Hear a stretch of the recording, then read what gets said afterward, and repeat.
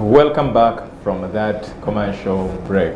This is Family Hour. Adrian Austin Mukalas is my name, and of course we are with Dr. Patricia, and then we are discussing a shift from people pleasing to people challenging, which I believe is a very important aspect, especially in leadership, because sometimes people pleasing is looked at as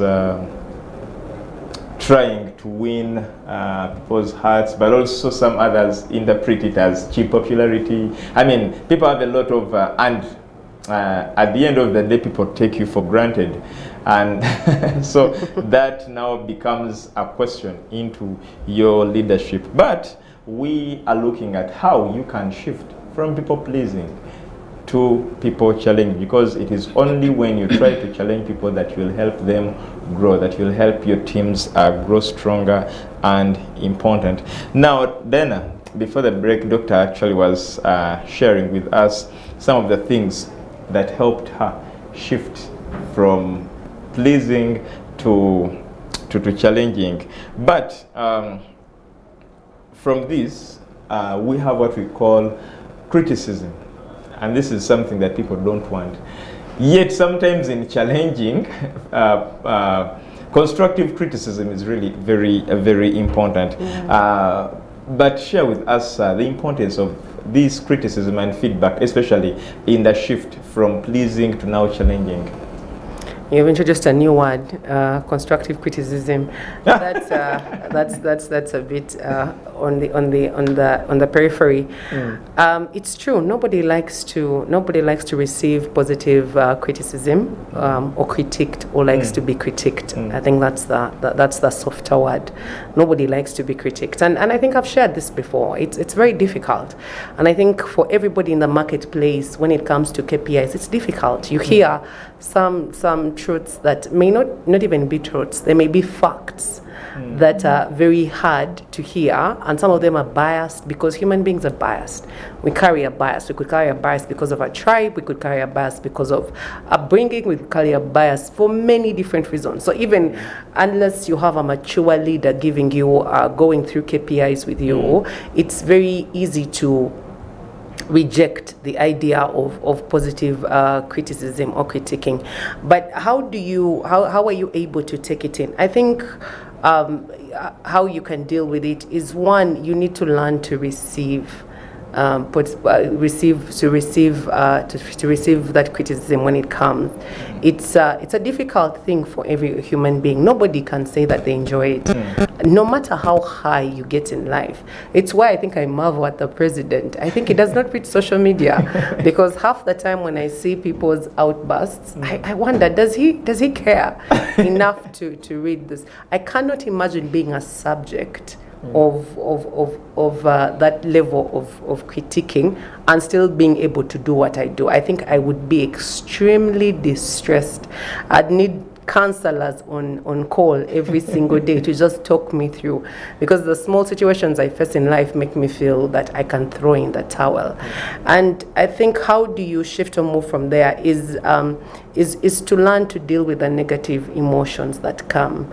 Deal with those emotions that come. Each of us will have negative emotions in life, and those emotions come and they go. But it depends on what you feed yourself with. Learn to see, who am I listening to? What am I listening to? Every time situations come, ask yourself, is there a truth to it? It may be a fact, but it's not truth. I like to say that facts and truth are two different things. It's difficult for you. You should be able to separate the two. And so deal with the negative emotions that come from a situation. When you want to move away from being a people pleaser, learn to embrace those negative emotions, because those negative emotions will propel you to digging deep and finding out why do I want to always be on a height? Why can't I embrace what is it? And if you're able to get to the core of those negative emotions, then you will break the hold of that people pleasing. So those negative emotions will come for you, but you have to investigate them. Ask yourself the hard questions, the critical questions. Why do I feel like this when I receive this feedback?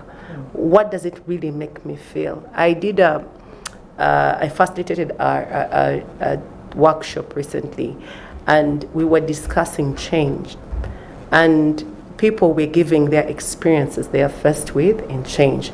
But I went ahead to interrogate them about their feelings when they experience the change.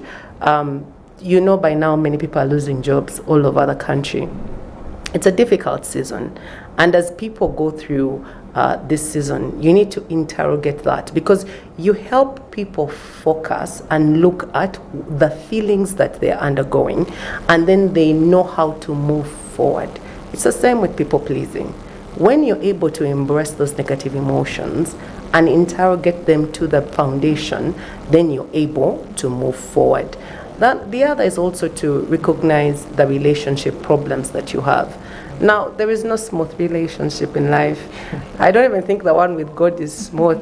I think that at some point, I don't know, if you have lived long enough and been in salvation long enough, if you have not given God a side eye, or looked up to heaven and said a few words, or decided this relationship is done, because I think I've sat out of church sometime and said, Lord, we are done. We're not doing this anymore. Yeah, I don't want you. And yet being able to realize that relationships have their ups and downs. And with God, of course, He's always on the up. I'm always on the down. Difficult, but it's a situation you have to face. As human beings, we are broken. There will be relationship problems around us constantly. I always thought the older you get, the easier it becomes. The older you get, the more complex it becomes, because you're dealing with facets of emotions and relationship problems. But for a people pleaser, what you need to also interrogate is, have I become a leech in this relationship? Am I hanging on to draw blood from this person? By drawing blood is that you're there to draw praise. You're there to draw appreciation. You're there to do that. And so you've become a burden in the relationship. Interrogate that also. Recognize that you're worth more than just that. And then be able to move from place A to place B. And I think lastly is to set boundaries. As a people pleaser, you need to learn to set boundaries, because boundaries are important for you as a human being. They will be important in every relationship that you have. Those boundaries and personal limits will help you as a person to move forward, to be able to find space for yourself. See, with people pleasing, you never get to say no to people. That's a problem. You never get to say no. And so they can call you at midnight, you'll pick up your phone. They can call you at 3 a.m. and say, come and pick me, you will be there. And you'll not sleep, you will not have time for yourself, and you'll break down eventually. But when you set boundaries and personal limits, you're able to move from the place of people pleasing up to a place of challenging people. Thank you so much. At that very last point of learning to draw boundaries is where I want to start with Doctor. How can people establish their expectations and boundaries and make them very clear so that they're not misinterpreted? For me, I first of all want to put a disclaimer on what Diana said when she said the older you grow, the more challenging. I agree with her, but here in this panel, I happen to be the oldest. I think she should have left that one for me. Oh my God! But talking about boundaries and limits, I think it's important for us to value people as much as we value ourselves. Because when you value people, and it's a high priority first of all in life, when you value people, you intentionally add value to people, and in so doing you're also bettering yourself, and it begins by beginning to value yourself, because you cannot make a positive impact on the people yet you're not working on yourself, because we see others as we see ourselves, and we have to value ourselves and be able to value others as well. In other words, your value assessment of yourself determines the investment in others. It determines the investment you put in others. So if you value yourself and you can improve yourself, then you have the ability to improve others. So when we draw a line between people pleasing and challenging people or improving them, you then begin to feel that you are worthy of the opportunity. You will be able to give others also that opportunity. If you devalue yourself, then you're most likely to also begin devaluing others. And we've seen leaders who are devaluing other people because they don't also have value of themselves. You cannot devalue others and be a good leader out there, because leaders who give value to people often give people the best effort. On the other side, leaders who devalue other people normally put in less effort. They just don't care. Someone will lose a relative and they just don't care or feel or anything about the person. For them, they want this person to be there to work and do according to what they say. Leaders who value others basically serve people. But the ones who devalue people are the people who want to be served by those same people they're actually devaluing. So I think it's important for us to get that clear line. And then leaders who value people want to empower the people. And then on the other hand, the opposite, the leaders who devalue other people, they want to control them. The other one seeks to empowering, and this other one just wants to control. It's about control and power and tossing people around. Leaders who value people are out there to encourage, to inspire and motivate people. And then when you look at the other leader who devalues people, for him, he's there to manipulate people. Have you seen the manipulative leaders, or have you experienced working with them? They want to manipulate you, and they find that they want to always, get rid of the potential you have, because if you're manipulated, then you can't bring out the best of yourself. So to get the best out of people, we need to believe in the best about people. You need to appreciate them, make them feel they're needed, they're wanted and valued in the organization. Only then you will give them your best and ask them to also give you their best. And I noticed one thing, that when you work with people in this style, when you value people, when you encourage people, inspire them and build them, the people will put in input that will make you the leader shine. And people will be wondering, but it is the people you are leading who are bringing you out as a leader. So in coming out with that clear line, I think we then have to work towards building this strength in the people, so that they are able to maximize their potential. Because if we look at the people-pleasing angle, we are not able to bring out that potential. Because then the people will say, one salary increment, then you go back and you stretch and squeeze the organization and squeeze government. Oh, we want to be paid more allowances. We want to be paid more allowances, duty allowances. Then the people will take advantage of that. But you have to put in stringent rules and see how to get output out of these people by challenging them to come out and be their best. Recently, I was in Soroti. I went there to bury my friend, the Director General ISO. But while there, I did a stop and greet at our regional office, and I met the regional inspectorate officers and her team, and I had an ad hoc program. And when I told them, I have been given free airtime on Voice of Teso, would you like to join me so that we talk about declarations? And they were very excited. The people came at 9 o'clock to the station, and they were able to give their valuable time from 9 to 10. Look at how people go the extra mile, because they see this is a leader who values them.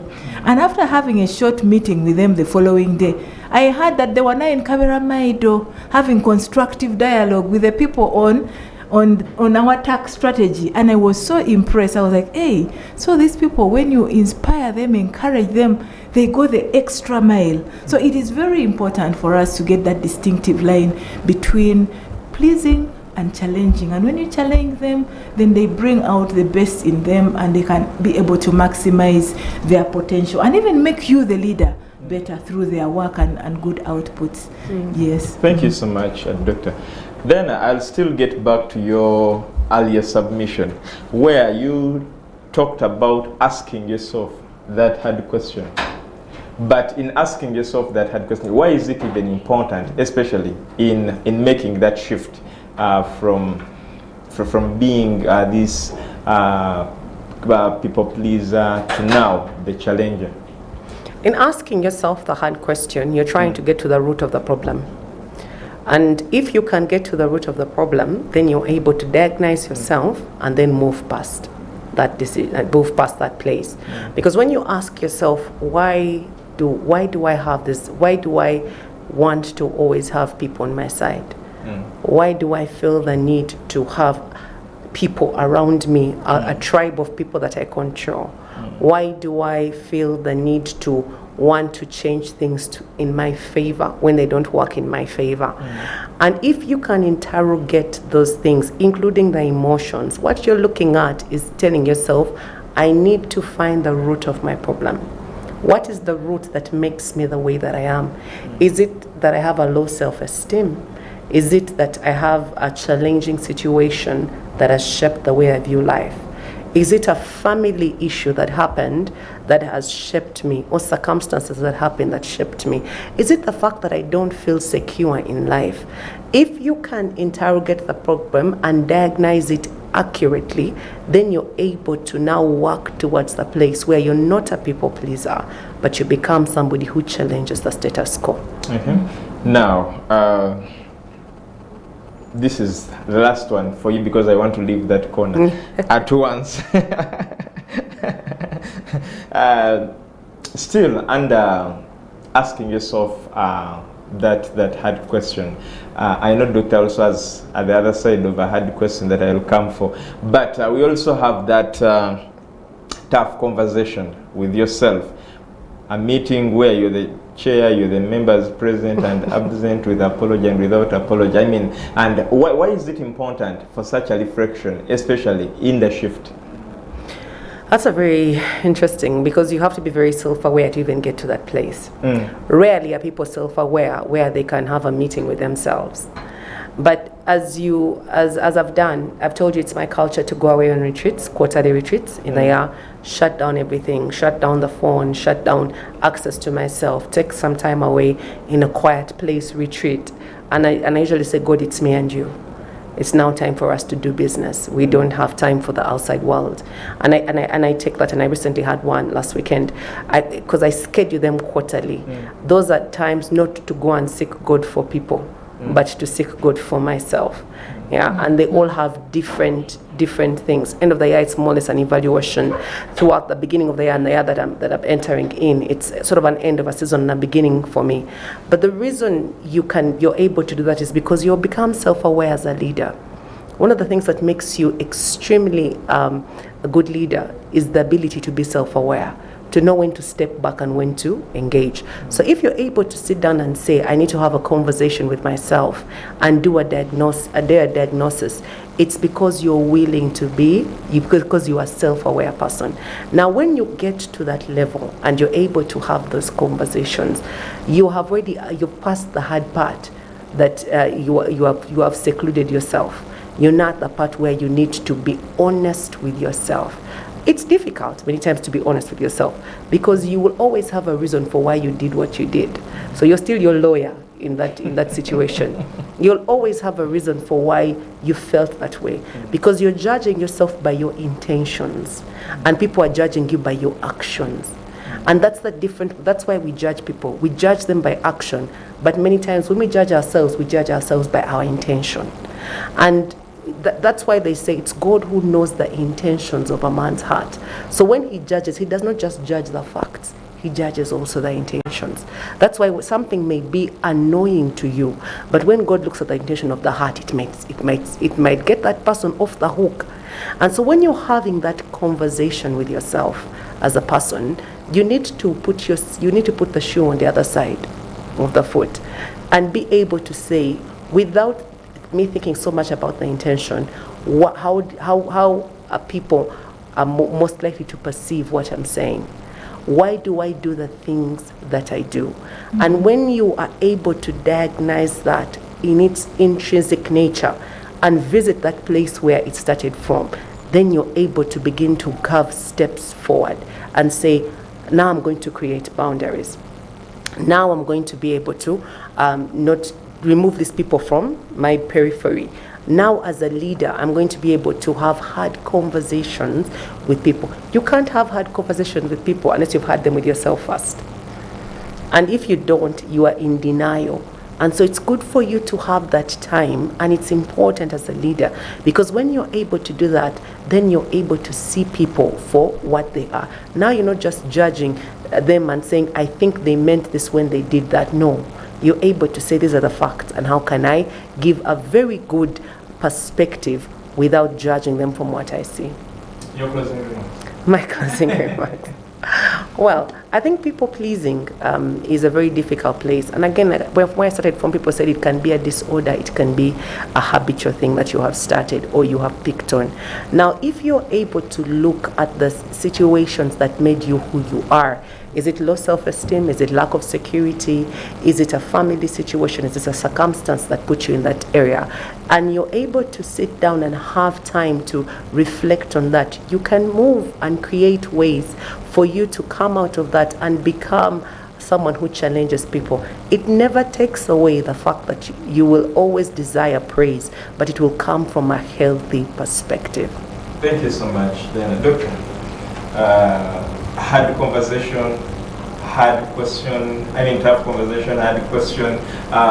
Why is it, in your perspective and experience, how has this helped you make a shift from people pleasing to people challenging? For me, I think, Edwin, Diana answered that question comprehensively, but I will just add, in my own experience, yes, I will just add my experience, because for me, I would encourage leaders out there, go out of your way to be upfront with the people you are leading. And I would share basically 5 tips, because when you share and set expectations on the front, then it's like a litmus test for a leader. Are you able to share those expectations? Number 1, we should have upfront appreciation, because it places value on the person, and it also increases the value of our time together. If we are working together and I can appreciate you for the good point. So there is upfront appreciation. Then we have upfront expectations, because it adds value even to the meetings. Before you go for a meeting, you ask yourselves a question. Am I going to add value? Am I going to get quick response? Is the meeting going to be any easier for me? So as a leader, you've got to prepare yourself, think about what the people are thinking about this method or what it is you're proposing. Then upfront questions basically are the quickest way people get to understand one another. And then it will also add value to your time together, because if you ask yourself those questions as a leader, it helps you improve yourself and improve others as well. Then point number 4, what has worked for me very well, is also having the upfront discussions. It influences the way and the direction we lead others. Many times when we are confronted with complicated issues, I would prefer to caucus with my managers, with the directors, and have these discussions and prepare ourselves for the bigger meeting. It helps us basically to stay upfront. Upfront decisions basically increase the value of our time we spend together. So being upfront means that as a leader, you are out in front. You are supposed to be setting strategies, you are then supposed to be guiding. You are basically the driver seated on the steering. So prepare for the meetings. What are your expectations of the interactions you're going to have with the people? And it is not about me, it's not about you, but it's about the big picture. What is the big picture? So we will always keep our eyes on the big picture. For me, I support Man U. Usually we celebrate. We celebrate even when they're about to score a goal. And a team doesn't play its best. When we fail to score well, we keep encouraging each other that tomorrow is going to be better. So a team doesn't play its best when its player thinks only about themselves. And this is how you see other players setting the ball for others to strike. Not everybody is a striker. And so if you are working in a team as a leader and having this team spirit, you must value other people and add value to them. Because even the person who is setting this ball for the striker is also adding value to the game. So you are expected to keep growing. You must be prepared to change. And if growth is expected, then change is essential, because we cannot grow without changing. Like Diana was talking about age. For me here, I'm the oldest person, but I didn't look exactly like this 3 years ago. So everybody must experience this. So it's very important for leaders out there to always look at challenging people rather than just bringing people to yourself and pleasing them and making them feel good. Challenge them and enable them to be ready to dare where others do not dare, and that is how we bring the best out of people. Thank you. Dr. Your closing remarks. My closing remarks, maybe I would like to tell the viewers out there to always take responsibility as responsible leaders.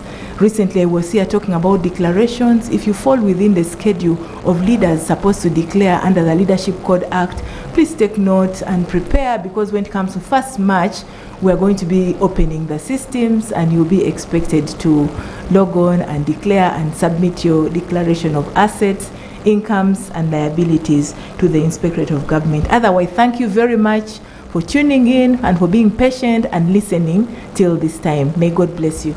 Amen. And thank you so much, you, our viewer. We've worked with Andrew, Jonan, Esther, and from the team, wish you a blessed night.